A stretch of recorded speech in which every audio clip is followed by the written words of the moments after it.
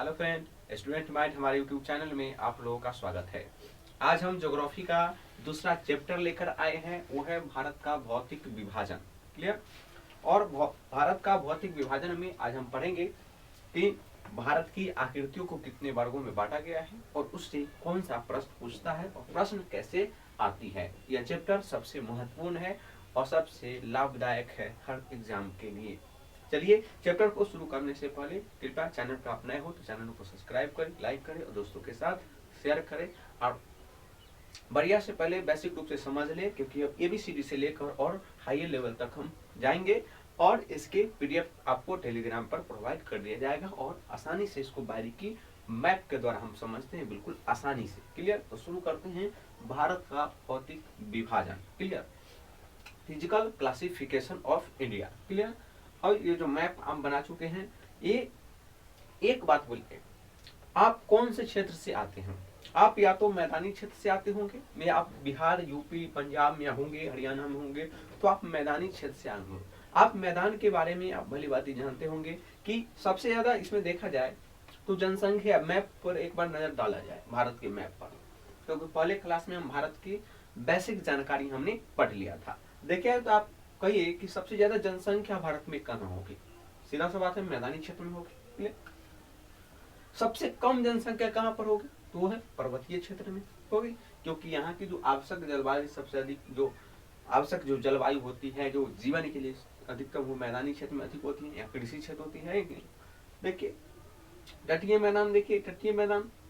Clear. बंदरगाह के लिए कौन सा जो जल मार्ग की जो मार्ग के व्यापार के लिए जो कौन सा क्षेत्र लाभदायक हो जाएगा होगा? जो तटीय मैदान होगा, जिससे आसानी से जल मार्ग द्वारा व्यापार किया जा सकता होगा। क्लियर। इसमें मरुस्थलीय क्षेत्र के बारे में जानते होंगे। भारतीय मरुस्थल कहाँ? राजस्थान में, जो अरावली के बारे में, इससे आप भली भांति ही परिचित होंगे। क्लियर। आप ये भी जानते होंगे कि 0 डिग्री जो 876 किलोमीटर, देखिए यहाँ से दक्षिणी नोक के नीचे 0 डिग्री जो विषुवत रेखा गुजरती है, तो इससे जो क्षेत्र में होगी, यहाँ पर क्या होगी, इधर थोड़ा ज्यादा गर्मी पड़ती होगी, इधर गर्मी पड़ती होगी। लेकिन वही जम्मू कश्मीर की बात करें तो यहाँ पर क्या होती है, ठंडे होती है। तो ये जलवायु से में तो आप थोड़ी मोड़ी आपको जानकारी होगी। क्लियर। आज हम देखते हैं, तो चलिए भारत की भौगोलिक आकृति के बारे में हम जानते हैं। देखिए भारत की भौगोलिक आकृतियों को सामान्यतः 6 प्रकारों में बांटा गया, 6 भागों में इसके उसको बांटा गया है। क्लियर। कोई की किताब में 5 है, कोई में 6 रहता है, तो इसे आपको टेंशन वाली बात नहीं है। क्लियर। तो भारत की जो भौगोलिक जो आकृति है उसको 6 प्रकारों में बांटा गया है। तो देखिए पहला, तो देखिए यहाँ पर देखिए, तो पहला जो क्षेत्र आपको बुझाता होगा, आप जम्मू कश्मीर में आप जाइए तो आपको पर्वत दिखाई देगा। तो पहला तो आप वो हो गया, पहला हो जाएगा वो है पर्वत। क्लियर। पहला क्या हो जाएगा आपको? पर्वत। दूसरा जो होगा वो देखिए, उसके बाद आप बिहार यूपी में जाइएगा, देखिए यहाँ पर जो मैदानी क्षेत्र आपको देखता होगा, ये क्या है? मैदानी क्षेत्र। विशाल, भारत का क्या है, एक विशाल मैदान है कि नहीं? तो मैदान वाली पर्वत मैदान, विशाल मैदान।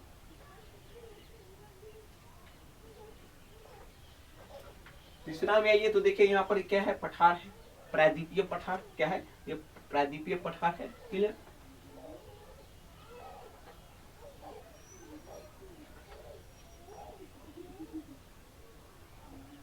प्रायद्वीपीय पठार है। और चौथा देखिए भारतीय मरुस्थल कहाँ है? राजस्थान में है कि नहीं? अरावली जो सबसे जो क्या है, सबसे पुराना जो है भारतीय मरुस्थल। चौथा हो गया भारतीय मरुस्थल।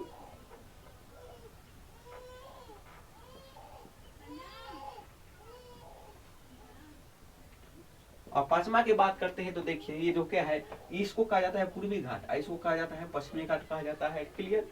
तो इसको पूर्वी घाट, पश्चिमी घाट, पूर्वी घाट, पश्चिमी घाट कहा जाता है। और ये बीच वाले जो है, ये बीच वाले जो क्षेत्र है, ये बीच वाले जो क्षेत्र है उसको कहा जाता है तटीय मैदान का है। क्या कहा जाता है? तटीय मैदान। तटीय मैदान 2 प्रकार, तो इसको भी देखिए, इधर वाले को पश्चिमी तटीय मैदान कहा जाता है और इधर वाले को पूर्वी तटीय मैदान कहा जाता है। आप समझ गए कि देखिए ये जो पूर्वी तटीय जो प्रायद्वीपीय पठार के जो बीच का जो भाग है, देखिए बीच का जो है, और इधर जो बीच का है और ये नीचे है, ये क्या है? तटीय मैदान है। भारत की क्या है? तटीय मैदान है। क्लियर।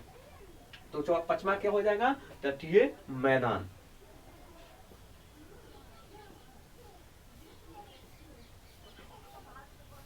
और छठा आप समझ देखें, अंडमान निकोबार पुडुचेरी, दमन दीव, दादर नगर हवेली और लक्षद्वीप के बारे में आप परिचित होंगे, जिसे द्वीप समूह कहा जाता है। क्या कहा जाता है? द्वीप समूह। द्वीप समूह कहा जाता है। तो ये भारत की भौगोलिक आकृतियों को 6 प्रकारों में बांटा विभाजित किया गया है। सीधा से याद रखिए, पर्वत, पठार, मैदान, तटीय मैदान, भारतीय मरुस्थल और द्वीप समूह। आपको याद हो गया होगा, और नहीं तो देखिए मैप देखकर आपको याद हो गया होगा। क्लियर? इसको आप 5 में आप मैप को बनाएंगे, आपको पूरी कंसेप्ट क्लियर हो जाएगा। और मैप से, मैप नहीं तो भूगोल नहीं, मैप क्या है? बहुत जरूरी है, आवश्यक है। अब द्वीप समूह किसको कहते हैं? बहुत सारे दोस्तों का कमेंट्स था कि द्वीप समूह किसको कहते हैं। तो द्वीप समूह ऐसा क्षेत्र होता है, स्थल जिसके चारों ओर क्या हो? जल हो, उसे कहा जाता है द्वीप समूह कहा जाता है। जिला समझ लिए? तो देखिए ये लक्षद्वीप है और चारों तरफ से क्या है? जल है, तो इसको हम क्या कहेंगे?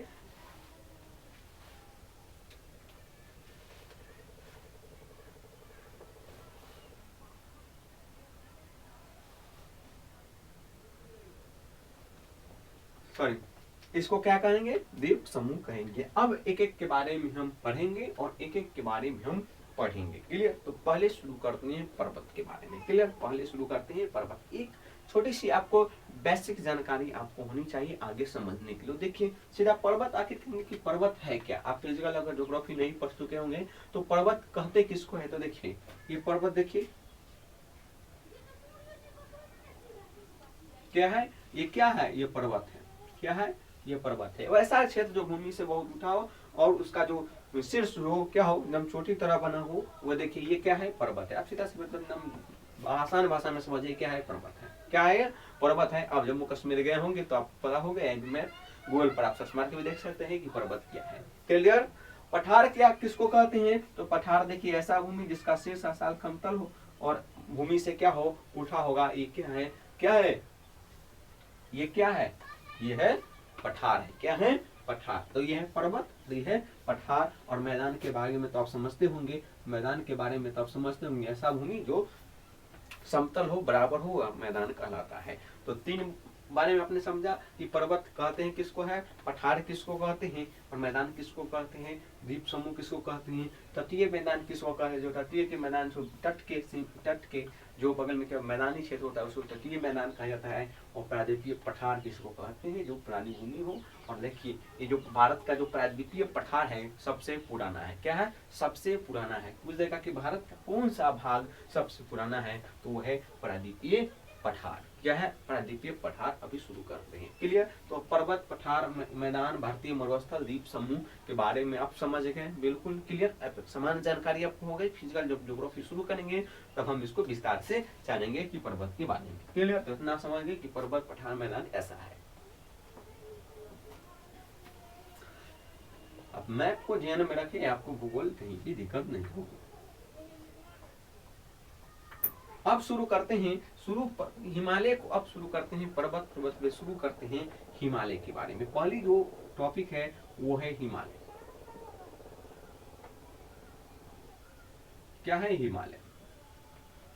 हिमालय को शुरू करने से पहले हम जानते हैं कि भाई इसकी उत्पत्ति कैसे, भाई हिमालय कहाँ से आया, कि हिमालय की उत्पत्ति कैसे हुई। क्लियर?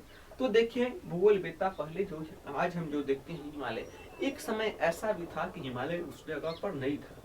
आप लोग कहेंगे कि भाई ऐसा बात क्यों है कि हिमालय नहीं था? तो सही बात है कि हिमालय, आज जो हम हिमालय देखते हैं, एक समय ऐसा था कि हिमालय वहां पर नहीं था। क्लियर? तो देखिए इसको हम ज्यादा डिप में नहीं जाते हैं, लेकिन एक संक्षिप्त जानकारी देखते हैं हिमालय के बारे में। क्लियर? तो हिमालय देखिए, ये पृथ्वी हमारा क्या है? गोलाकार है। हमने जाना कि पृथ्वी गोल तो नहीं है, लेकिन मान लीजिए ये पृथ्वी क्या गोल है। क्लियर? पहले क्या होता था? पहले क्या था कि ये पृथ्वी पर ये स्थल भाग था, बीच में क्या था? ये स्थल भाग था। जो हमें अभी 7 महाद्वीप 5 महासागर दिखाई देता है ना। तो वो पहले जो पूरा जो स्थल जो भूखंड था, जो स्थल है, स्थल भूखंड जो था वो क्या था? एक जगह ही था। क्लियर बात समझ? एक जगह बात। और इस चारों ओर क्या था? पानी था। चारों ओर क्या था? जल था। क्या था? जल था। क्लियर? और इस स्थल वाले भाग को क्या कहा जाता था? इस स्थल भाग को कहा जाता था पेंजिया। क्या कहा जाता था? इस स्थल वाले जो भाग था उसको कहा जाता था पेंजिया कहा जाता था, और इस जो जल है जल वाले भाग को कहा जाता था पेंथालासा। क्या कहा जाता था? जल वाले भाग को कहा जाता था पेंथालासा।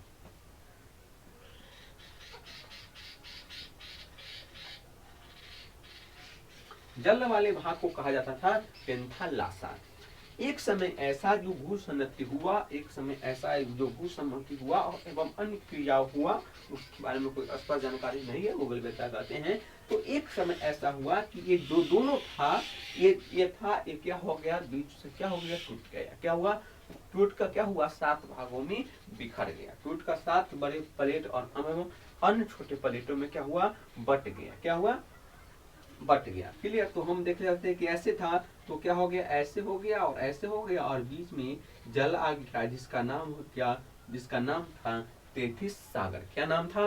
तेथिस सागर। तो क्लियर? बट गया दो में, तो इसका नाम था, ये बीच वाले भाग का क्या नाम था? तेथिस, तेथिस सागर। क्या नाम था? तेथिस सागर। क्लियर? और इसको कहा जाता था, इसको असल वाले भाग को कहा जाता था लैरेशिया, अंगारा लैंड। इसको क्या कहा जाता था? अंगारा लैंड। इसको ऊपर वाले भाग को कहा जाता था यूरेशिया या लैरेशिया या अंगारा लैंड। क्लियर? और इसको कहा जाता था गुडबंडा लैंड। क्या कहा जाता था? गुडबंडा लैंड।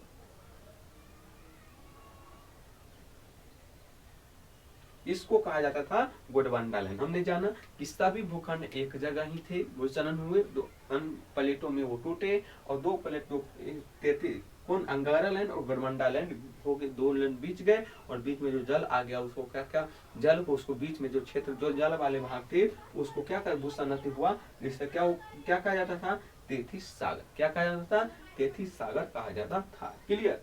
अब क्या हुआ, फिर भूसन्नति हुआ और ये दो क्या होगा, उत्तर की ओर खिसकने लगे। क्या हुआ? उत्तर की ओर इन्होंने खिसकने लगे, और जब इन्होंने क्या हुआ कि जब ये दो, एक प्लेट है क्या है, ये देखिए ये है अंगारा लैंड और ये है गोडबंडा लैंड। जब अंगारा लैंड और गोडबंडा लैंड जब दोनों मिला, क्या हुआ? अंगारा लैंड और गोडबंडा लैंड मिला, तो जो होता है, जो कचरा जो बीच वाला होगा क्या ऊपर जाएगा, तो ऊपर जाकर क्या उठने लगा, तो ऐसे गिरने लगा और ऐसे क्या वहाँ गिरने लगा। बात समझ रहे हैं कि देखिए ये है अंगारा लैंड, ये है गोडबंडा लैंड। ये जब दोनों टकराएगा तो जो उसकी जो कचरा होगी, जो मलबे होगी, जो जल होगा, क्या होगा, ऊपर से क्या होने जाने लगेगा, है कि नहीं? तो ऐसे होने लगा, जिसके कारण क्या हुआ, जिसके कारण क्या हुआ, हिमालय का निर्माण हुआ। क्या हुआ? हिमालय का निर्माण हुआ। क्या हुआ? हिमालय का, जब अंगारा लैंड और गोडबंडा लैंड जब दोनों टकराया तो क्या हुआ, हिमालय का निर्माण हुआ। क्लियर? तो हमने जाना कि ये क्या था, पहले दो भागों में था, स्थल वाले भाग को पेंजिया कहा जाता था, जल वाले भाग को पेंथालासा कहा जाता था। क्लियर?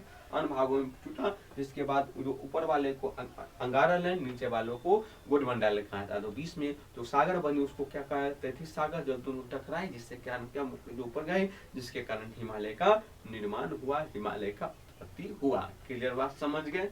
हिमालय का क्या हुआ? उत्पत्ति हुआ। अब हिमालय कहाँ से आया तो हमने समझ लिया। क्लियर?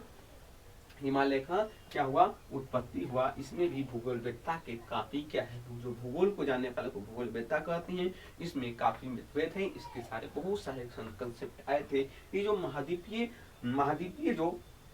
महाद्वीपीय जो सिद्धांत है कि इसका परिमाण है, लेकिन कहेगा कि हिमालय की उत्पत्ति की जो सर्वाधिक जो मत है, हिमालय की उत्पत्ति का जो सर्वमान्य जो मत है, मत माना गया है प्लेट टेक्टोनिक सिद्धांत को। किसको?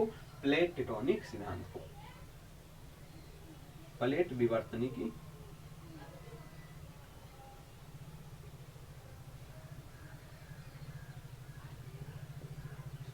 प्लेट विवर्तनिकी सिद्धांत को, इसको उत्पत्ति का स्पष्ट प्रमाण माना गया है। माने क्या इसको कहा गया, इसको इन सिद्धांत को दिया था वेगनर महोदय ने।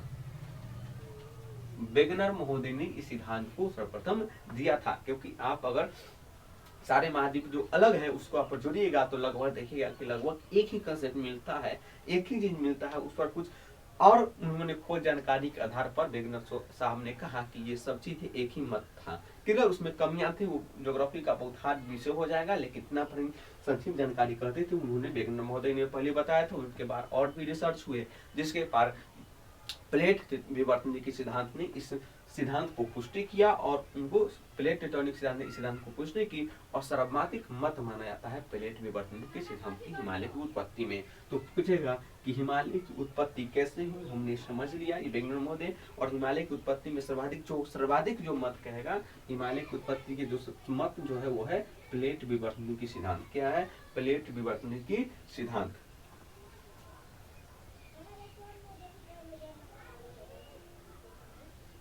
क्लियर? तो प्लेट विवर्तन के सिद्धांत और इस प्रकार हमने जाना प्रिंजिया पेंथालासा इत्यादि के बारे में आप समझ गया कि महाद्वीपीय विस्थापन सिद्धांत और प्लेट विवर्तन की सिद्धांत दो थ्योरी है। तो हमने प्लेट के उत्पत्ति के बारे में हमने जाना कि दो थ्योरी है, महाद्वीपीय विस्थापन सिद्धांत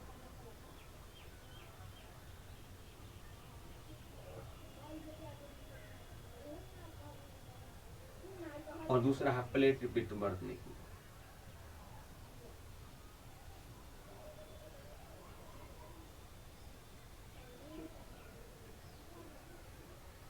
तो उत्पत्ति प्लेट विवर्तन के सिद्धांत की उत्पत्ति के संबंध में ये दो थ्योरी है, हालांकि इसको सर्वाधिक मन प्लेट विवर्तन की सिद्धांत को माना गया है। तो पूछ देगा कि हिमालय की उत्पत्ति में जो मत जो है सर्वाधिक जो मत किसका है, सर्वाधिक मत है वो प्लेट विवर्तन के सिद्धांत। हिमालय की उत्पत्ति कैसे हुई? जब प्रोजेक्ट हुआ मलबे ऊपर गए जिससे कारण हिमालय की उत्पत्ति हुए। और हिमालय की उत्पत्ति देखिए हिंदू कुश से लेकर, देखिए यहाँ पर हिमालय के बारे में देखिए हिंदू कुश से लेकर, देखिए यहाँ पर नंगा पर्वत से लेकर देखते हैं कि हिंदू कुश है, एक कुरु श्रेणी है, काराकोरम, लद्दाख, जास्का सब इसी का भाग है। श्रेणी जो है श्रेणी में बैठा हुआ इसका प्राय देखिए यहाँ पर नंगा पर्वत से लेकर यहाँ पर नामचा बरबा क्या है और नामचा बरबा तक। और देखिए हिमालय एकदम दक्षिण की तरफ मुड़ जाएगा और अंडमान निकोबार भी क्या है इसी का भाग है। अंडमान निकोबार क्या है?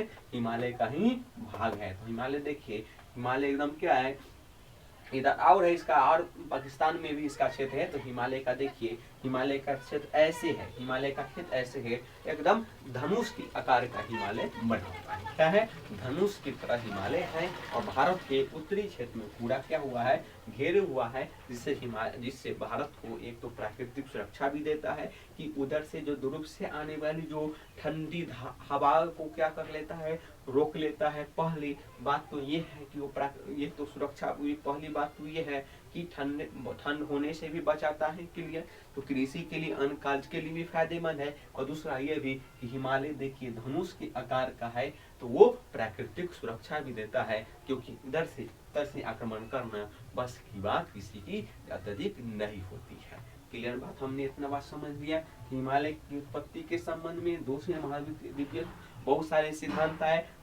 सिद्धांत है जिसमें महाद्वीपीय विस्थापन सिद्धांत महत्वपूर्ण भी है। और उसके बाद प्लेट विवर्तन सिद्धांत इसके महत्वपूर्ण सिद्धांत है। और सबसे जो माने जाते हैं प्लेट की उत्पत्ति, जो प्लेट विवर्तन का सिद्धांत हिमालय की उत्पत्ति में सर्वाधिक माने जाते हैं। हमने उत्पत्ति के बारे में हिमालय किस प्रकार भारत को सुरक्षा एवं अन्य चीजों को अन्य चीजें प्रदान करता है। ये है हिमालय के बारे में हमने बेसिक जानकारी जानी। क्लियर? तो ये आप इसको स्क्रीनशॉट भी ले सकते हैं और आगे शुरू करते अब हिमालय के बारे में पढ़ते हैं। क्लियर? हिमालय के बारे में पढ़ते हैं, कहाँ विस्तार है, उसको कितना भाग है आदि।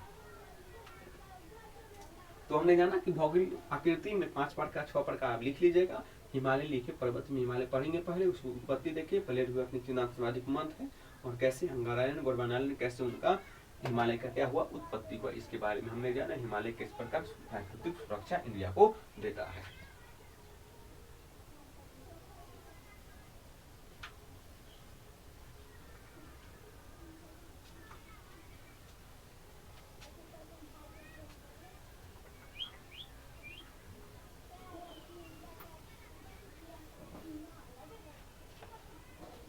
अब शुरू करते हैं। देखिए एक में हिमालय, अब हिमालय देखिए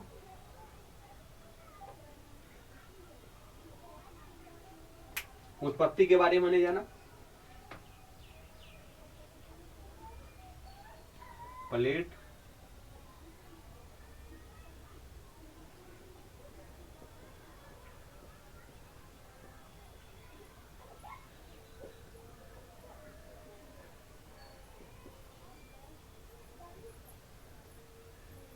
प्लेट विवर्तन की सिद्धांत जिसका सर्वाधिक मत है। अब हिमालय के बारे में जानते हैं।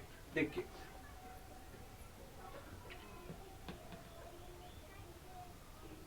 ये जो हिमालय है क्या है, हिमालय जो है ये क्या है, प्लेट विवर्तन के साथ इसको पहले एक और चीज देख लेते हैं। ये क्या है, नवीन पर्वत है।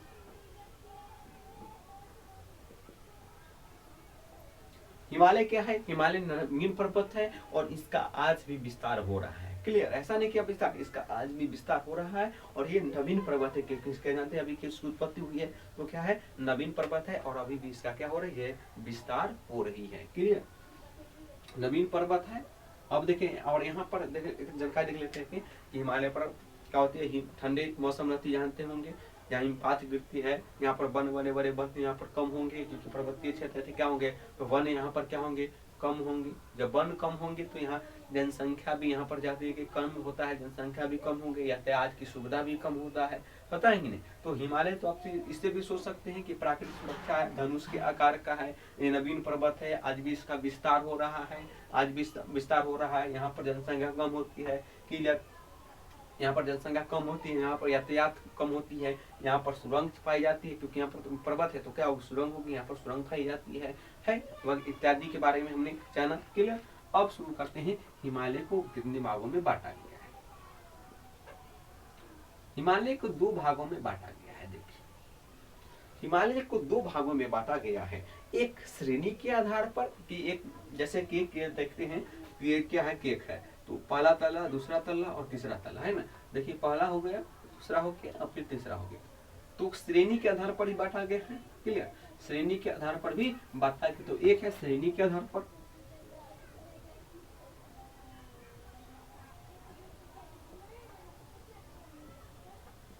तो हिमालय को एक श्रेणी के आधार पर बांटा गया है, और दूसरा है प्रादेशिक विभाजन या नदियों के आधार पर इसको बांटा गया। किस आधार पर, नदियों के आधार पर।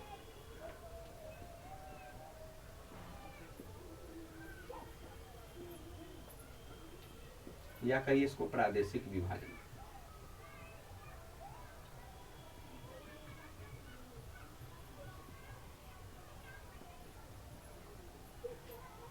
प्रादेशिक विभाजन। तो हिमालय को कितने भागों में बांटा गया है, दो प्रकार में, एक है श्रेणी के आधार पर, दूसरा है नदियों के आधार पर या प्रादेशिक विभाजन। प्रादेशिक विभाजन, नदियों के आधार पर या प्रादेशिक विभाजन के आधार पर। क्लियर, अब देखिए, श्रेणी के आधार पर भी दो प्रकार में बांटा गया है। श्रेणी के आधार पर भी दो प्रकार बांटा गया है, एक होता है ट्रांस हिमालय या पार हिमालय, ट्रांस या पार हिमालय, ट्रांस या पार हिमालय। क्लियर, तो श्रेणी के आधार पर दो, ट्रांस या पार हिमालय, और दूसरा होता है मुख्य हिमालय।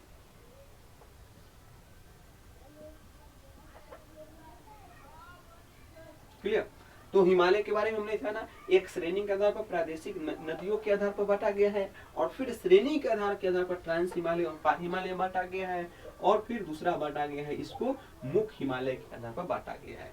और ट्रांस हिमालय, पार हिमालय में भी तीन प्रकार में बांटा गया है। देखिए, इसको श्रेणी का देखिए, एक है काराकोरम श्रेणी,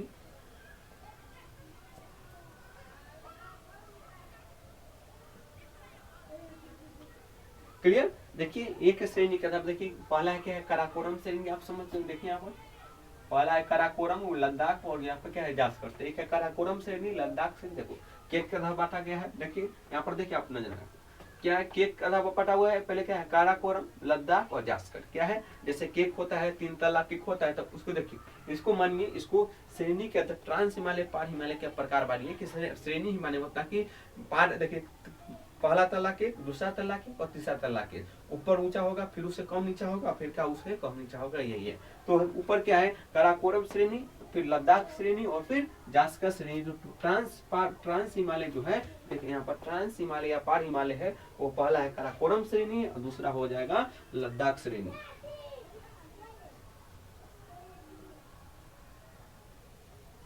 और तीसरा हो जाएगा जास्कर श्रेणी। तो देखिए, हमने जाना कि ट्रांस हिमालय या पार हिमालय, काराकोरम श्रेणी, लद्दाख श्रेणी और जास्कर श्रेणी 3 प्रकारों में बांटा गया है। क्लियर, अब मेन हिमालय, मुख्य हिमालय या मेन हिमालय को बांटते हैं। तो पहला इसका जो हो जाएगा, इसका भी 3 प्रकार का होता है। देखिए, पहला हो जाएगा सर्वोच्च हिमालय,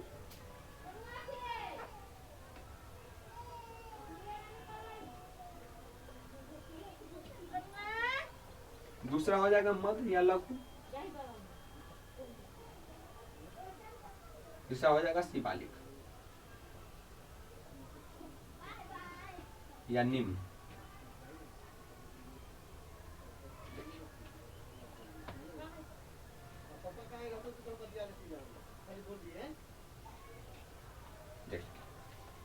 अब इसको देख लेते हैं। हिमालय के बारे में हमने जाना, पहला देखिए हिमालय के बारे में। तो हिमालय की उत्पत्ति प्लेट विवर्तन के सिद्धांत हमने देखा, ये नवीन पर्वत है और नवीन पर्वत है। कैसे हिमालय के बारे में हमने जानकारी पाई।